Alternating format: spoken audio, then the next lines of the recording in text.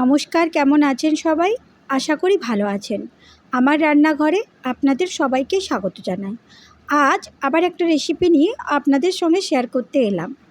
আজ বানাবো পমফ্রেট মাছের সর্ষে ঝাল। চলুন রেসিপিটা কিভাবে বানিয়েছি দেখে নিই। প্রথমে মাছগুলোকে তেলে ওই ধরুন এক পিঠ আর ওই পিঠ করে ভেজে নেব। বেশি ভাজবো না, শুধু একটু তেলের মধ্যে দিয়েই উঠিয়ে নেব।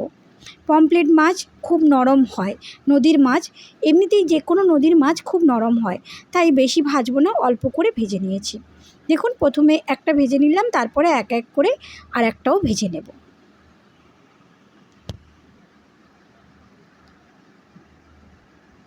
মাছগুলো ভাজা হয়ে গেছে, ততক্ষণে আমি একটা পেস্ট বানিয়ে নিয়েছি। কালো সর্ষে 1 চামচ আর সাদা সর্ষে 1 চামচ দিয়ে একটা জলের সঙ্গে মিশিয়ে নেব। সঙ্গে কিন্তু কাঁচা লঙ্কা দিয়েছিলাম। এবার ভালো করে একটা ছেঁকনির সাহায্যে ছেঁকে নেব, যাতে করে খোসাগুলো বাদ দিতে পারি, তাহলে দেখবেন ভালো লাগবে।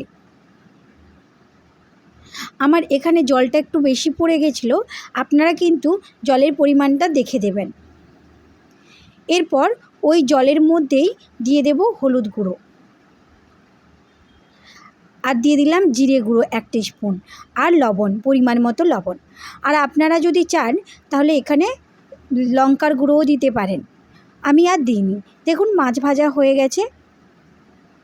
এরপর যেই মিক্সিতে আমি সর্ষে বেটে নিয়েছিলাম, ওখানে একটা পেঁয়াজ, কয়েকটা কাঁচা লঙ্কা আর একটা শুকনো লঙ্কা, মানে পাকা লঙ্কা, আর আদা, আর কয়েক কোয়া রসুন দিয়ে পেস্ট করে নেব। পেস্টটা আপনারা দিতে পারেন, নাও দিতে পারেন। এরপর কড়াতে অল্প পরিমাণে সর্ষে তেল দিলাম, দিয়ে 1 টিস্পুন মতো কালো জিরে আর ফোড়নে দিলাম 2টো শুকনো লঙ্কা, দিয়ে ওই পেস্টটা দিয়ে দেব। দিয়ে ওই ধরুন 2 থেকে 3 মিনিট মতো ভালো করে কষিয়ে ওই যে সর্ষে বাটার জলটা ছিল ওটা দিয়ে দেব। আমি আগেও বলেছি এখানে আমার জলটা একটু বেশি পড়ে গেছে, আপনারা পরিমাণ মতো জল দেবেন। আমি অনেকক্ষণ জলটা ফুটিয়ে নিয়েছি, আমার কিন্তু কোনো তেতো হয়নি।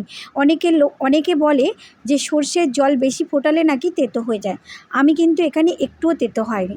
দেখুন মাঝে কিন্তু আমি মাছগুলো দিয়ে দিয়েছিলাম, যেহেতু মাছগুলো খুব কমই ভাজা, তার জন্য একটু ঝোলের মধ্যে ফুটে গেলেই কিন্তু মাছগুলো সুসেদ্ধ হবে। যে কোনো জিনিস আমাদের কিন্তু সুসিদ্ধ করে খাওয়াটা উচিত। যেভাবে আপনারা গ্রেভি খাবেন সেইভাবে মেরে নেবেন। দেখুন এইভাবে আমার পরে এই রকম কালারটা এসছে, দেখতে কত সুন্দর ভালো হয়েছে।